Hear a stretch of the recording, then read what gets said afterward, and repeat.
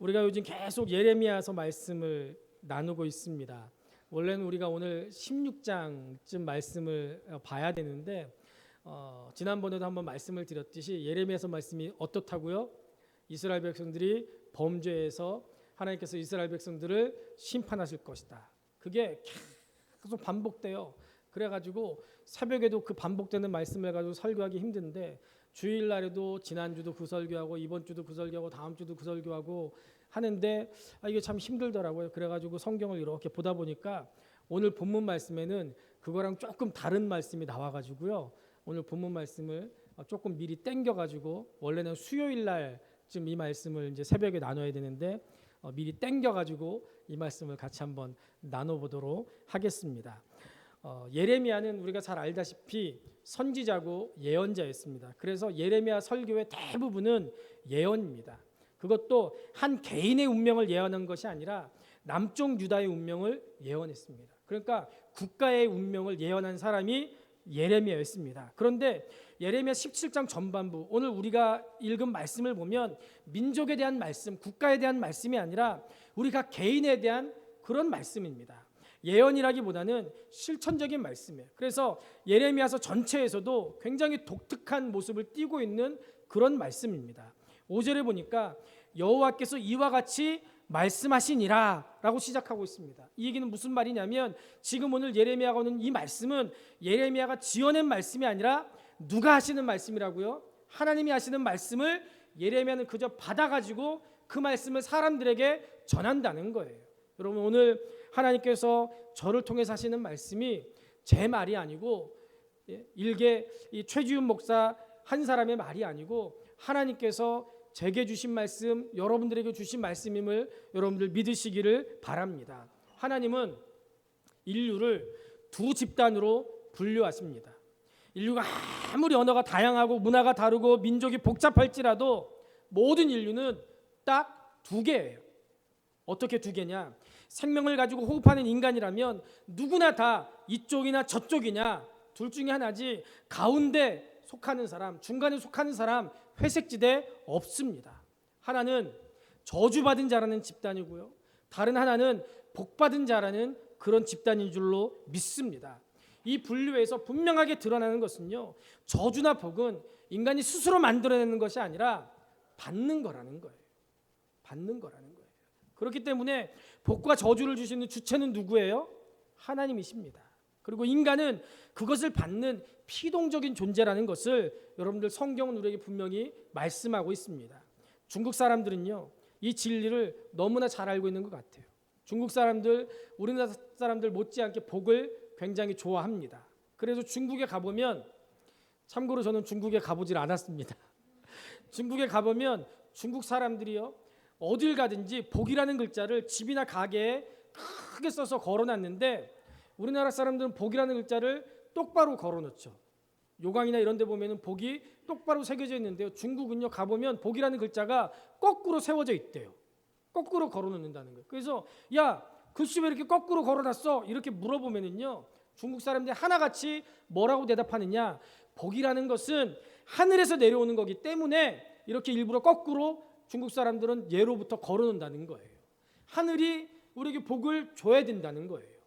중국 사람들은 하나님은 잘 몰라도 복은 하늘에서 내려오는 거라는 사실을 오랜 역사를 통해서 경험으로 알고 있기 때문에 그렇게 복이라는 글자를 거꾸로 걸어놓는다는 거예요. 여러분들 오늘 말씀을 통해서 저주받는 자의 자리에 설 것인지 아니면 복된 자리에 설 것인지를 확실하게 선택하신 여러분들 될 수 있기를 우리 주님의 이름으로 축복합니다. 그러면 저주받는 사람은 어떤 사람입니까? 우리 본문 5절과 6절을 같이 한번 읽어보겠습니다. 5절과 6절입니다. 시작. 여호와께서 이와 같이 말씀하시니라. 무릇 사람을 믿으며 육신으로 그의 힘을 삼고 마음이 여호와에게서 떠난 그 사람은 저주를 받을 것이라. 그는 사막의 나무떨기 같아서 좋은 일이 오는 것을 보지 못하고 광야 건조한 곳 건건한 땅 사람이 살지 않는 땅에 살리라. 여러분 하나님의 축복을 받지 못하는 사람은 저주받는다는 무서운 말씀입니다. 그럼 어떤 사람이 이런 불행을 당한다고요? 사람의 힘을 믿고 사람의 힘을 의지하고 사는 사람, 그리고 그 마음이 여호와에게서 떠난 사람이 이런 저주를 받는다는 거예요. 여러분, 하나님을 떠났기 때문에 당연히 사람을 의지하고 육신의 힘을 의지할 수밖에 없습니다. 그러나 사람을 의지하고 육신의 힘을 의지하는 것은 실패의 지름길입니다. 이런 사람들은 본문에서 뭐와 같다고 말씀하고 있어요? 사막의 떨기나무 같다는 거예요. 여러분들 사막의 떨기나무 보신 적 있으세요? 저도 본 적 없습니다. 근데 네이버에 검색해 보면요, 사막의 떨기나무 충분히 볼 수 있어요. 그 모습을 보면 어때요? 사진으로 보면은요, 정말 안 됐어요. 빼짝 말랐어요. 그런데도 어떻게 살아가는지, 그리고 그 주변을 보면은요, 정말 아무것도 없이 모래밖에 없어요.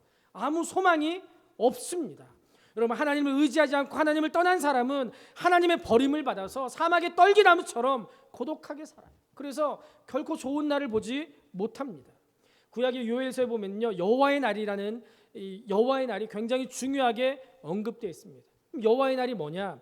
여호와의 날은 감격과 기쁨의 날이고 축제의 날입니다. 이 여호와의 날은 결국에는 뭘 의미하냐면요, 예수님의 재림으로 이 세상의 역사가 끝나고 구원받은 성도들이 하나님의 나라에 들어가는 바로 그 영광스러운 그날입니다.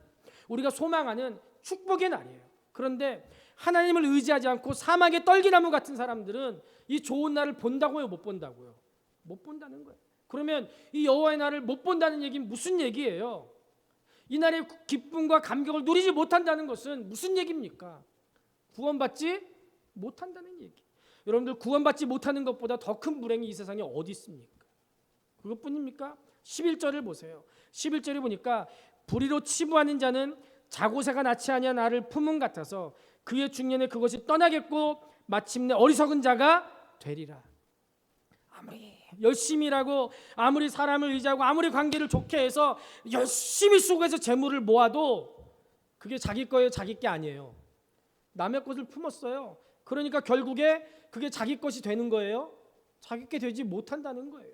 한마디로 인생 헛산다는 얘기죠. 아무리 고생하고 아무리 수고해도 그거 아무 소용 없다는 거예요. 여러분들, 이 사막의 떨기나무는요, 누구를 상징합니까? 이 말씀 그대로 보면요, 예레미야 당시에 이스라엘 백성들을 상징합니다. 그들은 국가의 멸망이 우리가 지금까지 본 것처럼 카운트다운에 들어갔어요. 그러나 아무도 하나님을 의지하지 않고 하나님 앞에 기도하지 않습니다. 예레미야가 하나님 앞에 우리 좀 울자. 그런데 누구도 울지 않아요. 그래서 같이 울 사람을 찾지만 같이 울어줄 사람 있어요, 없어요? 없었대요. 운다는 게 뭐예요? 하나님 앞에 회개하고 하나님 앞에 기도하는 사람을 찾았는데 기도하는 사람 없다는 거예요. 분명히 지금 하나님 앞에 돌아와서 기도해야 되는데 예레미야가 예루살렘의 구석구석을 찾아다녀 봤는데 나라를 위해서 기도하는 사람이 없었다는 거예요. 이러니까 좋은 날이 아니라 나라가 멸망하고 포로로 끌려가는 그런 참담함을 맛봐야 됐습니다. 열심히 재물을 모았지만 결국 그거 적국에 다 뺏기고 포로로 끌려가는 신세가 됐어요. 여러분, 어디든지 진짜 위기는 기도하지 않는 곳에 있습니다. 여러분들, 교회 위기가 어디서 옵니까? 건물이 없어서 교회가 위기입니까? 재정이 부족하니까 교회가 위기가 옵니까? 열악한 교육 환경 때문에 교인들이 적어서 교회가 위기가 옵니까? 교회 일꾼이 없어서 교회에 위기가 와요? 그렇지 않아요. 교회는 하나님이 주인이시기 때문에 모든 것을 하나님이 인도하시고 하나님께서 역사하실 줄로 믿습니다. 기도하지 않는 것이 위기고 하나님을 의지하지 않는 거, 그게 의지예요. 초대교회가 건물이 있어서 모였어요? 그렇지 않아요. 초대교회는 건물 없었어요. 그죠? 마가의 다락방에서 성도들 집에서 모이기 시작했어요. 사람 있었어요? 아니요. 사람 아무도 없었어요. 그러나 복음에 사로잡힌 한 사람 한 사람이 그 지역에 들어가서 복음을 선포해서 그때부터 사람들이 모이기 시작했죠. 재정 있었어요? 재정 없었어요. 초대교회 사역자들 전부 다 자비량 사역자였어요. 교육 환경 그런 게 어디 있었어요? 주일학교 그런 게 어디 있었어요? 네? 전부 다 같이 모여서 같이 예배 드렸죠. 네? 그게 위기가 아니었어요. 진짜 위기는 기도하지 않는 것이 위기고 하나님을 의지하지 않는 거, 이게 진짜 위기인 줄로 믿습니다. 여러분들, 한국교회 최대의 황금기가 언제입니까? 70년대 80년대 한국교회가 정말 황금기를 누렸어요. 교회만 세우기만 해도 사람들이 몰려들었습니다. 얘기 들어보면요, 70년대 60년대부터 그냥 천막만 허허벌판에 세워놔도 사람들이 모였대요. 한신교회라고요. 기장에서 이 기장 측에서 제일 큰 교회예요. 이중평 목사님이 돌아가셨는데요. 그분이 어디서 교회를 개척했냐면요. 반포에 있는 한신 아파트 놀이터에서 교회를 개척했어요. 교회가 없어가지고요. 놀이터에서 주일날 혼자 예배드리기 시작했어요. 근데 지금은요. 교회 건물만 그 반포에 하나 있고요. 분당에 하나 있어요. 그리고 한국 교회를 대표하는 그런 교회가 됐어요. 그런 교회가 됐어요. 그 정도로 한국 교회가 70년대, 80년대 성장했어요. 그럼 여러분들 70년대, 80년대를 사신 분들은 한번 기억해 보십시오. 그 시대가 평안했습니까? 그 시대가 살기 좋아서 성장했습니까? 그렇지 않아요. 오히려 그때 우리나라의 상황을 생각해 보세요. 국가의 운명이 걸린 비상사태가 얼마나 많았습니까? 80년대 초에 대학 다닌 선배들 얘기를 들어보면요, 수업 절반도 못했대요. 절반은 휴교했대요. 선배 목사님들 둘이 얘기하는 걸 들어보니까요, 자기들이 지금 신학에 대해서 잘 모른대요. 그 왜 그런가 여쭤봤더니 그때는 수업을 안 해가지고요, 신학에 대해서 잘 모른대요. 어떻게 졸업했는지 모르겠대요. 그냥 졸업장 줘서 졸업했대요.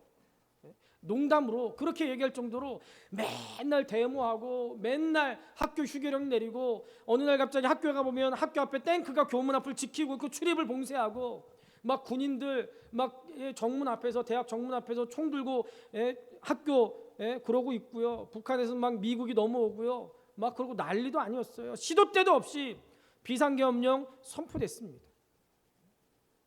그랬죠. 저도 한 번은요, 멋모르고 장위동에 살 때 사이클을 타고 자전거를 타고요, 이렇게 이 청량리 쪽으로 가다가요, 오래간만에 이 외대랑 경희대 쪽으로 이렇게 꺾어서 갔는데요. 그날 하필이면 외대랑 경희대에서 데모를 해가지고요, 죽는 줄 알았어요. 왜요? 최루탄이요, 최루탄이. 아이고, 그랬거든요. 그런데요, 그랬던 그때 오히려 한국교회는 부흥의 황금기였어요. 왜요? 기도했기 때문에 그래요. 그때 얼마나 많이 기도했습니까? 그 당시에는요, 전국의 모든 기도원마다 기도하는 사람으로 꽉꽉 찼어요.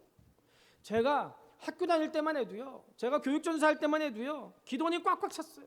청소년 데리고 기도원에 가면은요, 조금만 늦게 가도 기도원 안에 들어갈 수가 없었어요. 사람들이 얼마나 많이 있는지 기도원에 들어갈 수가 없어요. 몇 번 말씀드렸죠. 한 번은 기도원에 들어갈 수가 없어가지고 애들한테, 야, 겨울이었는데 창문 떼! 그래가지고 저 옆에 있는 창문을요 다 떼냈어요. 창문을 떼내고서요, 애들한테 고개만 집어넣어! 그래서 창문 떼놓고요, 고개만 이렇게 집어넣고요, 그렇게 은혜를 사모했어요. 그리고 예배 끝나고 쉬는 시간에 무조건 돌격 앞으로 해서 엉덩이 붙일 때만 있으면 엉덩이 일단 붙이고 비벼. 사람들 옆으로 조금씩 없어지면 조금 가면은 자리 생기니까 무조건 비벼. 그리고서는 자리 확보하고요, 자리 뺏길까 봐 화장실도 안 가고요, 막 그랬었잖아요. 그런데 여러분들 지금은 어때요? 우리가 작년인가요? 여전도에서 기도원에 갔는데 어땠어요? 기도원 텅텅 빈었어요. 사람들 오지 않아요. 시설은 얼마나 좋아졌어요. 근데 옛날 기도원은 어때요? 시설이 좋았어요? 좋긴 뭘 좋아요. 얼마나 열악했어요. 그런데도 불구하고 기도원에 사람들이 꽉꽉 찼어요. 여러분, 우리나라와 교회와 가정이 왜 위기입니까? 기도하지 않는 것이 위기입니다. 여러분, 혹시 지금 내 인생과 가정과 일이 위기라고 생각되십니까? 그 위기의 원인이 어디에 있다고 생각하십니까? 돈이 부족해서 그렇습니까? 직장에서 언제 퇴출당할지 모른다는 그런 것 때문에 위기라고 생각합니까?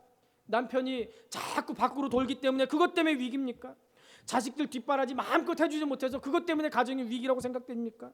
물론 이런 것들이 우리 인생의 위기의 요인이 될 수는 있을 겁니다. 그러나 더 큰 위기는 기도하지 않는 데 있습니다. 기도하지 않으면 두려움이 앞서고 고독을 느끼고 버림받았다고 느껴요. 이게 바로 진짜 위기임을 여러분들 기억하시기를 바랍니다. 탕자를 보세요. 자기 힘으로 살아보겠다고 아버지를 떠났어요. 아버지를 졸라가지고 유산을 받으면 그 아버지 유산으로 어디 가든지 나는 충분히 성공할 수 있어, 이렇게 믿었습니다. 지금까지는 아버지를 의지하고 아버지 밑에서 살았지만 이제부터는 아버지로부터 독립해서 더 큰 성공을 꿈꾸면서 당당하게 아버지 품을 떠났어요. 그러나 그 결과가 어떻게 됐어요? 참담한 실패였어요. 먹을 게 없어서 돼지 새끼랑 돼지가 먹는 그 먹이를 가지고 싸울 정도로 비참한 상황에 처해버렸어요. 이 비유에서 아버지가 누굽니까? 하나님. 탕자는 하나님을 떠난 우리 인간을 얘기합니다. 여러분, 하나님을 떠나면 우리 인간은 무조건 실패한다는 것을 이 비유를 통해서 우리에게 예수님께서 교훈하시는 거예요. 오늘날 많은 사람들이 고독과 우울증으로 고생합니다. 군중 속의 고독이라는 말이 정말 실감나는 그런 시대를 살고 있어요. 현대인들은 수많은 군중들 속에 살면서도 외롭고 고독합니다. 원시 시대나 사막처럼 사람이 없는 것도 아닌데 왜 고독합니까? 하나님을 떠나서 사막의 떨기나무가 됐기 때문에 그래요. 사막의 떨기나무처럼 버림받았기 때문에 그렇습니다. 여러분, 하나님을 떠나지 마십시오. 하나님을 멀리하지 마세요. 하나님을 의지하지 않고 떠나면 사막의 떨기나무처럼 외로움과 고독으로 삶이 힘들어집니다. 열매도 없이 혼자 내 인생의 모든 비바람을 맞으면서 살아야 됩니다. 여러분들 혹시 지금 사막의 떨기나무 같은 그런 자리에 있지는 않습니까? 오늘 본문에서 사람의 힘을 의지하고 하나님을 떠난 사람들은 이렇게 저주받는다라고 말씀합니다.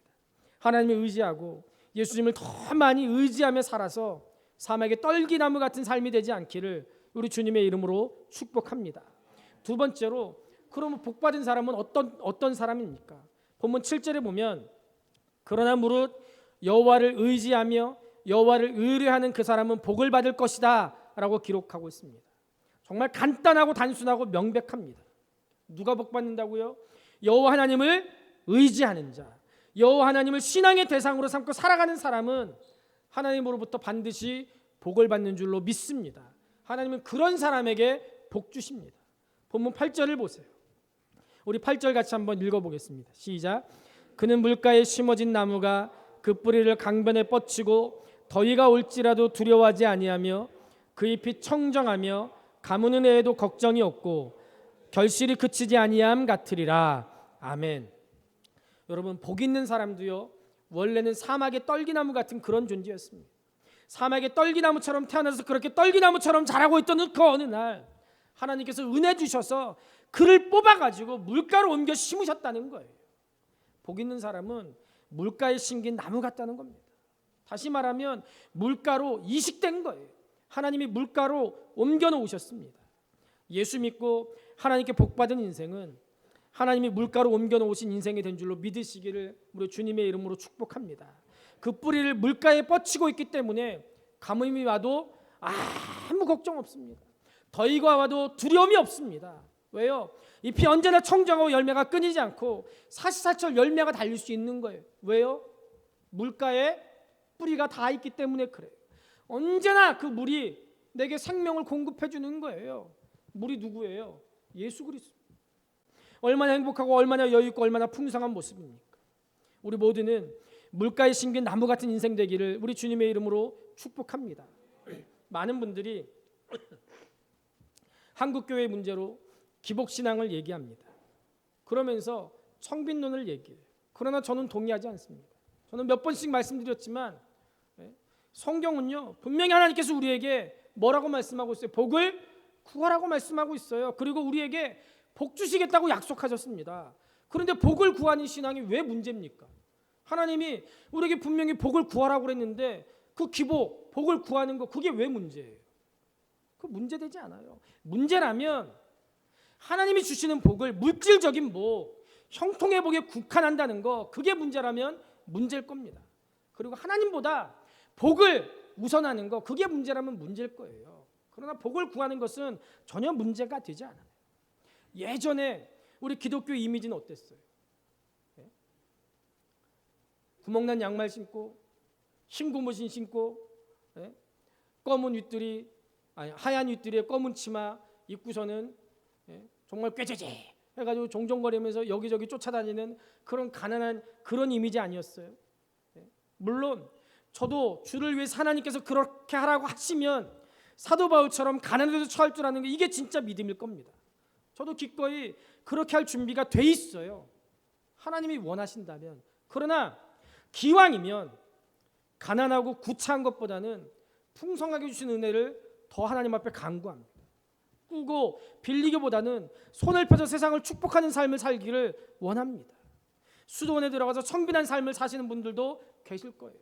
그럼 그분들은 그런 은혜를 받은 분들이고, 우리는 세상에서 살기 때문에 기왕이면 하나님께 풍성한 은혜를 달라고 구합니다. 우리가 수도원에 들어가서 청빈한 삶을 살면서 수도하면 사람이 달라지나요? 기독교는요, 하나님의 말씀과 은혜를 풍성하게 내 삶에 채우는 것이지 나를 비우는 거, 그게 기독교의 영성이 아니에요.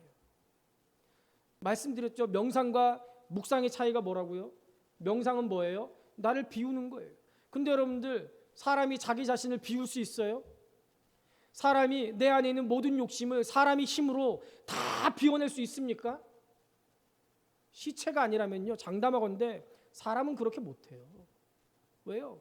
하나님이 우리 인간에게는 욕심이라는 것을 주셨기 때문에 그렇게 할 수 없어요.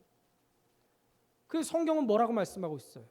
하나님의 말씀으로, 기도로 내 영성을 채우라고 말씀하고 있어요. 그러면 영성이 채워지면 그 다음에 내가 주를 위해서 내려놓을 수 있는 거예요. 사도 바울을 보세요. 모든 걸 다 가지고 있었지만 사도 바울이 하나님 주신 은혜로 그의 삶이 채워지니까 사도 바울이 자기 가지고 있던 거 내려놨잖아요. 내게 능력 주시는 자는 내가 모든 것을 할 수 있다. 뭐요? 가난에도 처할 줄 알고, 비천에도 처할 줄 알고, 풍부에도 처할 줄 알고, 고난에도 처할 줄 알고, 영광에도 처할 줄 알고, 하나님이 원하신다면 내가 어떤 상황이든지 내가 감당할 수 있다는 게, 내게 능력 주시는 자는 내가 모든 것을 할 수 있다는 거예요. 저도 그 말씀을 믿습니다. 여러분, 하나님께서는요, 영생을 주시되 풍성한 생명을 주시겠다라고 말씀하셨어요. 여러분들, 하나님 앞에 풍성한 은혜를 구하시기를 바랍니다. 우리 교회에서 큰 부자도 일어날 수 있기를 저는 기도하고 있습니다. 저는 누누이 말씀드리지만 우리 교회에서 제가 11조 제일 많이 하게 해주세요. 하나님 앞에 그렇게 기도합니다. 그렇게 기도해요. 그러면 목사님 사례를 얼마를 드려야 돼? 아니요. 사례 얼마 받는 거 그것과 상관없이 내가 믿음을 하나님 앞에 헌금 제일 많이 하고 싶은 거예요. 그랬더니 김동락 집사님하고 이세현 집사님이 그러더라고요. 우리도 그렇게 하나님 앞에 기도하고 있어요. 그래서 그랬죠. 그러면 우리 서로 경쟁해야 되겠네. 여러분들도 하나님 앞에 그렇게 기도하세요. 하나님, 내가 우리 교회에서 11조 제일 많이 하게 해주세요. 기도하세요. 하나님께서 채워주실 줄로 믿습니다. 청빈이 아니라 기왕이면 부유한 게 좋죠. 하나님께 복을 구하세요. 복을 구하되 풍성히 구하십시오. 그러나 불의하게 부유한 거, 그거 안 됩니다. 불의하게 부유한 것은 하나님이 주신 복이에요? 내가 억지로 뺏은 복이에요? 그건 복이 아니죠. 내가 억지로 뺏은 재물이에요. 깨끗하고 하나님 앞에서 정직하게 부유한 삶을 살기를 주님의 이름으로 축복합니다. 하나님은 물가에 심기운 나무처럼 우리가 여유 있고 풍성하고 행복한 인생을 살기를 원하고 계세요. 여러분들은 어떻습니까? 이 둘 중에 어떤 모습의 인생을 원하십니까? 사막에 있는 떨기나무 같은 인생을 살기를 원하시는 분은 과감하게 손들어 보십시오. 다 똑같이 물가에 심겨진 나무 같은 삶을 살기를 원하실 거예요. 저는 목사지만 저도 물가에 심겨진 나무 같은 삶을 살기를 원합니다. 그러면 어떻게 하면 물가에 심겨진 나무 같은 인생을 살 수 있습니까? 그것은요, 하나님과 신령한 연합관계에 있을 때 물가에 심겨진 나무 같은 인생을 살 수 있습니다. 물가에 심겨진 나무는요, 하나님과 신령한 연합관계를 맺고 사는 인생을 가리킵니다. 이 연합관계는 예수님을 영접함으로 시작돼요. 그 이후에는 말씀과 기도로 유지되고 점점점 깊어집니다. 예레미야 17장 8절 상반절을 보세요. 그는 물가에 심어진 나무가 그 뿌리를 강변에 뻗치고 라고 말씀하고 있어요. 나무는 물을 향해서 뿌리를 뻗칩니다. 물을 몹시 갈망하는 거예요. 그러니까 물을 쫓아가는 거예요. 해바라기가 왜 해바라기라고요? 왜 해바라기래요? 해바라기가. 여러분, 이거 질문하는 거예요. 왜 해바라기래요? 해를 쫓아간대잖아요. 왜요? 해를 갈구하니까, 해가 필요하니까, 해를 따라서 해가 자꾸 움직이니까 사람들이 야, 이거 봐라, 이거 해바라기네. 그래서 꽃 이름이 해바라기가 됐대요. 네? 나무는요, 물을 향해서 뿌리를 뻗치는 거예요. 물은요, 하나님의 은혜를 상징합니다. 물은 예수 그리스도의 성령님입니다. 우리의 영혼의 하나님의 은혜를 사모하는 간절한 마음이 있어야 돼요. 우리가 예수님께 붙어 있으면 성령 하나님이 우리에게 풍성하게 주시기 때문에 우리는 절대로 망하지 않아요. 죽지 않아요. 시편 146편 3절과 5절에 보면 귀인들을 의지하지 말며 도울 힘이 없는 인생도 의지하지 말지니 그의 호흡이 끊어지면 흙으로 돌아가서 그날에 그의 생각이 소멸하리로다. 야곱의 하나님을 자기의 도움으로 삼으며 여호와 자기 하나님에게 자기의 소망을 두는 자는 복이 있도다라고 말씀하고 있습니다. 하나님을 자기 도움으로 삼고 여호와 자기 하나님에게 자기 소망을 두는 자는 복이 있다는 거예요. 여러분, 예수님은요 포도나무와 가지 비유로 우리와 예수님과의 관계를 설명합니다. 오늘 본문은 우리 인생을 나무로 비유했는데 요한복음에 보면은요 가지로 비유하고 있습니다. 주님과 우리 사이의 관계가 포도나무와 가지 같다는 거예요. 그만큼 관계가 있다는 거예요. 떨어져서 살아갈 수 있어요, 없어요? 떨어지면 죽는 거예요. 그런 관계를 유지하는 것이 말씀과 기도로 가능합니다. 여러분들, 우리는 말씀으로 하나님과 연합되어 있어야 돼요. 시편 1편에 보면은요 1편 2절과 3절 제가 읽어보겠습니다. 오직 여호와의 율법을 즐거워하여 그의 율법을 주야로 묵상하는도다. 그는 시냇가에 심은 나무가 철을 따라 열매를 맺으며 그 잎사귀가 마르지 아니한 같으니 그가 하는 모든 일이 다 형통하리로다. 아멘. 누가요? 시편 1편이 뭐라고 시작돼요? 복 있는 사람은요.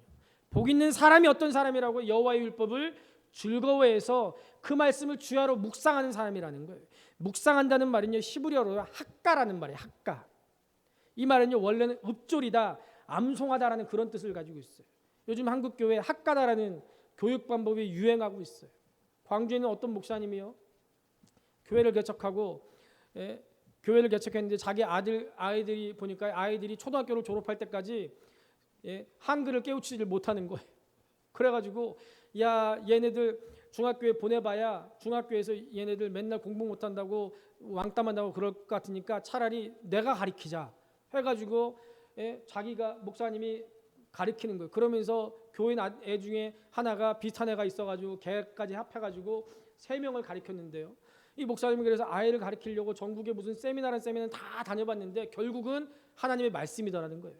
그래가지고 어떻게 했냐면요 잠언을요 무조건 외우게 시켰대요. 처음에는요 잠언을 무조건 드립다 외우게 시켰어요. 그랬더니요 매일매일 잠언을 학가다 읊조리면서 암송했더니요 애들의 머리가요 갑자기 확 열리면서요 한글을 다 깨우치고요. 그래가지고 지금은요 이 목사님의 자녀들이요 딸까지 3명이 있었는데요 인도에 있는 우리나라로 치면 뭐 포항공대 같은 그 인도의 명문대학에 유학을 가고요. 지금은 다시 역으로 한국의 대학원에 유학을 와서 외대 대학원에 유학을 하고요. 그리고 딸은 그 인도에 있는 무슨 포항제철 인도지사인가 거기에 취직을 하고요. 다 그렇게 됐어요. 그러면서 이 목사님이 아예 이 학가다라는 걸 하나님의 말씀을 외우고 암송하고 매일매일 읊조리고 이렇게 했더니 아이들의 인생이 달라지더라 해가지고 아예 이분 목사님이요 교회에서 대안학교를 세웠어요. 그리고 지금은 전국을 다니면서 이 학가다라는 교육 방법을 전파하는 그런 분이 됐어요. 그 저도 이분 이 교회 광주에 전라도 광주에 있는데요. 그 학교에 가가지고요. 저도 이 배우고 그랬었어요. 굉장히 좋은 방법이에요. 여러분 하나님의 말씀을요 외우고 말씀을 읽고 말씀을 그저 읊조리기만 해도 하나님의 놀라운 역사가 일어나는 줄로 믿습니다. 항상 말씀을 마음속에 담고 수시로 읊조리는 거예요. 그럴 때 하나님과 좋은 관계를 유지하고 영적인 은혜를 받게 되는 거예요. 그러면 잎이 푸르고 열매를 맺는 것처럼 형통한 삶을 살게 된다는 거예요. 이게 바로 하나님께 복받는 비결입니다. 미국의 유명한 백화점왕 워너메이커의 이야기입니다. 대통령으로부터 최신부 장관직을 제의받았을 때 워너메이커가 나는 주일 성수해야 되기 때문에 특별히 주일학교 교사의 사역을 해야 되기 때문에 나는 최신부 장관 못합니다. 내 직업은 주일학교 교사입니다. 그래가지고 거절했어요. 그랬더니 대통령이 당신 꼭 필요하니까 내가 주일날 무슨 일이 있어도 당신 교회 가서 주일학교 교사할 수 있도록 내가 보장해 줄 테니까 제발 최신부 장관 합시다. 그래가지고 그러면 내가 하겠습니다 해가지고요. 그걸 보장받고 주일 성수를 보장받고 최신부 장관을 했다는 굉장히 유명한 이야기가 있습니다. 이분이 사업가로서도요 굉장히 성경적인 경영을 한 것으로 유명합니다. 손님은 뭐래요? 왕이죠. 그런 얘기가 있죠. 누가 제일 먼저 한 얘기예요? 워너메이커가 제일 먼저 한 얘기니까 제가 얘기하겠죠. 제일 먼저 사용했고요. 정찰제라는 것도 제일 먼저 도입했다는 거예요. 이분이 한국 교회도 굉장히 인연이 깊대요. 과거에 종로 이가에 YMCA 건물을 세우도록 이 워너메이커가 헌금을 해서 YMCA 건물을 세웠답니다. 이분이 투자한 사업은 항상 성공했는데 말년에 한 기자가 이렇게 질문을 했대요. 회장님이 지금까지 투자한 것 중에 가장 성공적인 투자는 무엇입니까? 그때 워너메이커가 분명한 어조로 이렇게 대답했습니다. 내가 12살 때 인생 최고의 투자를 했습니다. 아주 가난한 시절이었는데 무려 $2 50센트를 주고 성경 한 권을 샀습니다. 그것이 내 인생에서 가장 위대한 투자였습니다. 그 성경이 오늘의 나를 만들었습니다. 이렇게 고백했다는 거예요.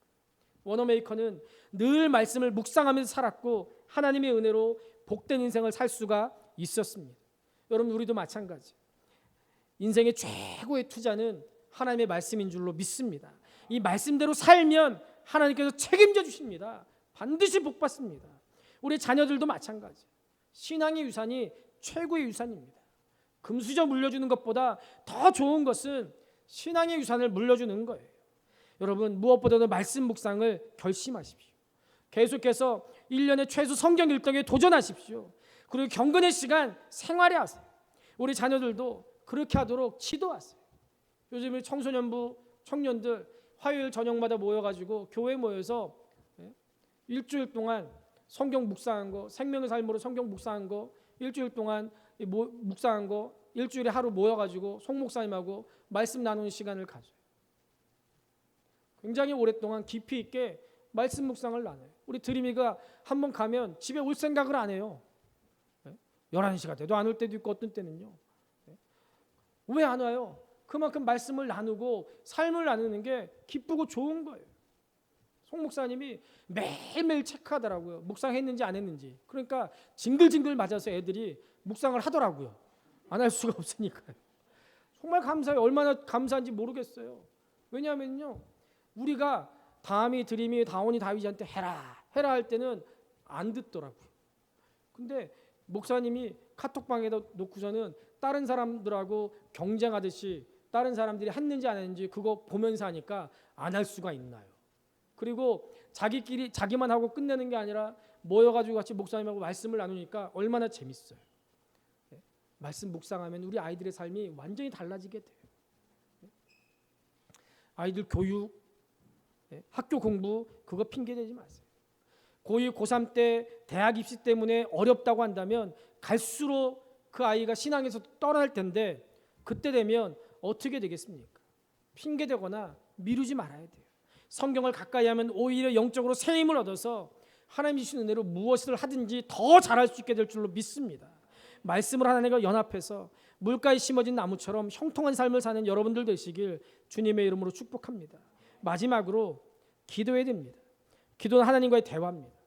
친밀한 대화가 중요하듯이 친밀한 기도가 필요합니다. 그러면 영적인 연합이 이루어집니다. 빌립보서 4장 6절에 7절 우리가 너무나 잘 아는 말씀입니다. 아무것도 염려하지 말고 다만 모든 일에 기도와 간구로 너희 구할 것을 감사함으로 하나님께 아뢰라. 그리하면 모든 지각에 뛰어난 하나님의 평강이 그리스도 예수 안에서 너희 마음과 생각을 지키시리라. 기도하면 영적으로 하나님과 연합되니까 마음이 평안이 가득하게 됩니다. 그러면 영혼이 잘 되고 범사가 잘 되고 강건하게 되는 거 당연한 일입니다. 그렇기 때문에 여러분들 시간을 정해놓고 기도하십시오. 예수님조차도 하나님 앞에 시간을 정해놓고 기도했다면 연약한 우리 인간이 기도하지 않고 어떻게 복된 인생을 살아갈 수 있겠습니까? 예수님이 겟세마네 동산에서 피땀 흘려 기도하실 때 제자들이 졸며 자니까 안타까워서 예수님이 말씀합니다. 시험에 들지 않게 깨어 기도하라. 마음에는 원이로되 육신이 약하다. 우리는 연약한 존재예요. 오직 기도함으로 하나님의 능력 가운데 복된 인생, 형통한 인생을 살 수 있습니다. 한국 최고의 문구회사 중에 하나인 피스코리아의 창업자 신준교 사장님의 이야기입니다. 기도하면서 부산 영도에서 작은 문방구를 하나 시작했어요. 틈만 나면 하나님 앞에 기도했습니다. 기도하던 중에 하나님의 은혜로 10개월 만에 문방구가 너무 잘 돼서 이제는 소매점이 아니라 도매상이 됐다는 거예요. 또 기도하던 중에 내가 맨날 남의 거 떼다가 팔기만 하는 것보다는 뭔가 제작해서 팔아야 되겠다라는 생각이 들어서 1959년에 스테이플러 그거 하고요, 핀을 만드는 평화공업사를 창업했어요. 여러분들 우리 시중에서 사는 스테이플러하고 그 핀 전부 다 어느 회사 거예요? 평화공업사 거죠. 메이커가 피스잖아요. 그 사람 얘기하는 거예요. 평화공업사. 예? 얼마나 장사가 잘 됐는지요. 예? 회사의 이름을 아예 피스라고 등록을 했어요. 그리고 계속 기도하면서 스테이플러뿐만 아니라 가위, 클립, 칼 이런 신제품을 만들 때마다 히트를 쳐가지고요. 마침내 국내 시장에 60%의 점유율을 달성했대요. 그리고 미국의 4대 문구 업체 중에 하나였던 에이스를 인수했답니다. 중남미, 멕시코, 중국, 일본 등지에 수출했대요. 그러면서 이분이 간증을 할 때 이렇게 간증했어요. 우리 회사에는 불황이 없습니다. IMF 때도 회사가 성장했습니다. 기도만 하면 하나님이 함께 해주시기 때문에 우리 회사는 불황을 경험한 적이 없습니다. 사업의 비결이 뭐라고요? 기도했다는 거예요. 여러분, 우리가 말씀과 기도로 하나님과 연합되어 있으면 망하려고 해도 망할 수가 없습니다. 왜요? 우리는 하나님과 공동 운명체가 되기 때문에 그래요. 그러면 망하면 누가 망하는 거예요? 내가 망하는 게 아니라 하나님이 망하는 거거든요. 근데 여러분들 성경에 하나님이 망하신다는 얘기 있어요, 없어요? 그런 얘기 들어보신 적 있으면 저한테 좀 가져와 보세요. 하나님은 절대로 망하시지 않는 분이에요. 내가 하나님과 말씀과 기도로 공동 운명체가 되면은요, 하나님이 내 삶의 주인이 되시면 내가 망하고 싶어도 망할 수 있어요? 망할 수 없어요. 심지어 망하고 싶은 사람 있어요? 없죠. 그러니까 망할래야 망할 수가 없는 거예요. 네? 기도하면 하나님이 이뤄주세요. 제가요 요즘 정말 하나님 앞에 회개했어요. 내가 믿음이 정말 작구나. 왜요? 우리 교회 부임하고 나서 우리 권사님들하고 얘기하는 중에 우리 권사님들이 우리 교회 성가대에 대해서 굉장한 자부심을 가지고 계시더라고요. 목사님, 우리 교회 성가대가 노회 찬양대회에 나가면 상 받고요. 우리 성가대 얼마나 잘했는지 몰라요. 근데 어느 날 갑자기 성가대가 없어져서 얼마나 허전하고 그런지 몰라요. 방 권사님은 저한테 그런 얘기도 했어요. 목사님, 제가 소원이 있다면 인생 마지막 이제 얼마 남지 않은 것 같은데 성가대 다시 한번 해보고 싶어요. 그 얘기를 제가 지금도 기억하고 있어요. 방 권사님이 그 기억하고 있는지 모르겠지만요. 방 권사님이 저한테 그랬어요. 근데 제가 마음이 아프더라고요. 그래가지고 교회 와서 이렇게 매달 기도 제목을 낼 때마다 뭐라고 그랬어요? 성가대를 다시 세워주세요. 기도했어요. 그런데 작년까지 기도했는데 앞이 보여야죠. 성가대가 세워질 것 같지 않은 거예요. 제가 볼 때. 그러면서 우리 송 목사님이 오셔가지고 찬양팀이 세워지니까 아유 그래, 성가대는 무슨 성가대야. 성가대는 앞으로 먼 일이고 찬양팀이나 일단 제대로 세워졌으면 좋겠다. 그래가지고 올해부터 성가대 기도를 쏙 빼놨어요. 성가대 기도 없잖아요.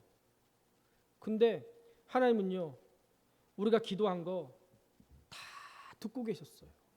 그래서 하나님께서 우리에게 성가대를 세울 수 있도록 정신 번쩍 들게 하시는 거예요. 하시는 거예요. 이제 조만간 성가대가 다 세워질 줄로 믿습니다. 기도하기는 7월 첫 주부터 성가대가 섰으면 좋겠어요. 그래서 전 지금부터 연습하고 있어요. 성가대 찬양하는 것만큼 설교 시간 줄이려고요. 그래서 지금 연습하고 있어요. 요즘 일주일 동안 제 과제는 설교를 한 5분 줄이는 겁니다. 기도하세요. 하나님이요, 다 듣고 계시더라고요. 다 듣고 계시더라고요. 생각해보니까 교회 주인이 누구예요? 하나님이세요. 하나님이세요. 우리 교회는요 부흥할 수밖에 없어요. 왜요? 우리 교회의 주인은 누구시라고요?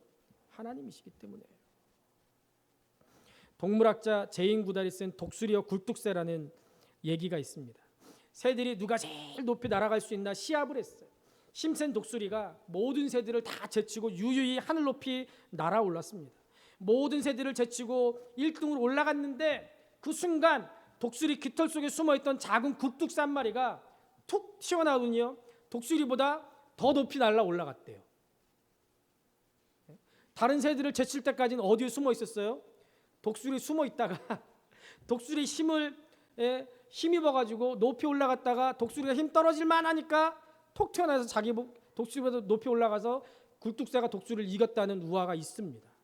여러분, 우리 그리스도인들은요, 하나님의 깃털에 올랐던 굴뚝새 같아요. 그러니까 당연히 이길 수밖에 없는 거예요. 여러분, 세상의 성공보다 먼저 신앙의 승리를 추구하십시오. 성공보다 신앙의 목표를 두세요. 그걸 결단하십시오. 그러면 둘 다 얻을 수가 있습니다. 다니엘을 보세요. 바벨론 포로로 끌려간 소년이었습니다. 그러나 신앙으로 결단했어요. 왕실에서 우상 음식을 제공했는데 그걸 단호히 거절합니다. 그 당시 고기는 모두 바벨론 신에게 바쳐진 후에 조리했어요. 그리고 유대인의 도살법과 다른 방식으로 도살을 하니까 부정했습니다. 그래서 순결한 신앙을 결단하고 왕실의 음식을 거부했습니다. 다니엘 1장 8절에 다니엘은 뜻을 정하여 왕의 음식과 그가 마시는 포도주로 자기를 더럽히지 아니하리라 하고 자기를 더럽히지 않으도록 환관장에게 구하니, 그가 결단하니까 하나님의 길을 열어주셨어요. 환관장에게 부탁했는데 사실은 포로 주제에 이런 요청하면 혼날 수밖에 없는 상황입니다. 그러나 오히려 환관장이 통사정합니다. 먹지 않아서 빼빼 말라보면 자신이 왕에게 문책당할 수 있다는 거예요. 약간의 틈이 보이니까 다니엘이 그 아래에 있는 감독에게 찾아가서 열흘 동안만 채식을 허락해보고 괜찮으면 그때 가서 다시 허락해달라 요청합니다. 하나님이 감독의 마음을 움직여서 응하게 했어요. 그리고 우리가 아는 대로 됐습니다. 여러분, 하나님의 뜻대로 살려고 했더니 하나님의 길을 열어주신 거예요. 그리고 그 이후에 정권이 바뀌고 나라가 바뀌도록 다니엘은 70년 동안 계속 승승장구합니다. 다니엘서 6장 28절에 이 다니엘이 다리오 왕의 시대와 바사 사람 고레스 왕의 시대에 형통하였더라. 그러나 우리가 말씀과 기도로 살기만 하면 고난이 전혀 없다는 뜻은 아닙니다. 이 세상에 사는 동안에 항상 고난과 고통이 있습니다. 그러나 그래도 염려할 필요 없습니다. 왜요? 하나님은 우리와 항상 함께하기 때문에 그렇습니다. 예레미야 17장 8절 우리 다시 한번 같이 읽어보겠습니다. 시작.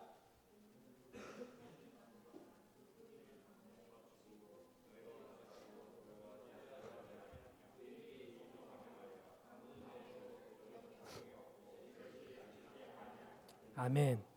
더위와 가뭄이 닥쳐도 물가에 있기 때문에 괜찮아요. 마찬가지로 인생의 고난이 와도 하나님과 연합되어 있는 한 우리는 날마다 승리할 수밖에 없습니다. 그렇기 때문에 두려워하지 마세요. 담대하십시오. 그러나 이 모든 일에 우리를 사랑하신 이로 말미암아 우리가 넉넉히 이기느니라. 아멘. 요한복음 16장 33절 이것을 너희에게 이르는 것은 너희로 내 안에서 평안을 누리게 하려 함이라. 세상에서 너희가 환난을 당하나 어떻게 하라고요? 담대하라. 왜요? 내가 세상을 이기었노라. 주님이 이미 승리하셨어요. 우리는 그래서 주님 뒤에 따라가기만 하면 복된 삶을 살 수 있습니다. 여러분, 우리가 구원받는 것은 내 능력, 내 노력에 전혀 개입할 수 없는 전적인 하나님의 은혜입니다. 그러나 구원받은 이후에 어떤 삶을 사느냐는 내 선택이고 내 의지예요. 내가 하나님 편에 서서 복된 인생을 살려고 하면 성령 하나님이 나를 도와주십니다. 근본적인 문제부터 하나님과 영적인 관계부터 지금 이 시간 다시 바로 세우시기를 바랍니다. 예수 없는 자처럼 저주받은 인생에 속하지 말고 예수님을 소유하고 예수님께 붙어 있어서 주님 주신 은혜가 끊임없이 공급되는 복된 인생을 여러분들 선택하십시오. 그래서 사막의 떨기나무가 아니라 물가에 심겨진 나무처럼 늘 하나님의 은혜 가운데 복된 인생 되시기를 우리 주님의 이름으로 축복합니다.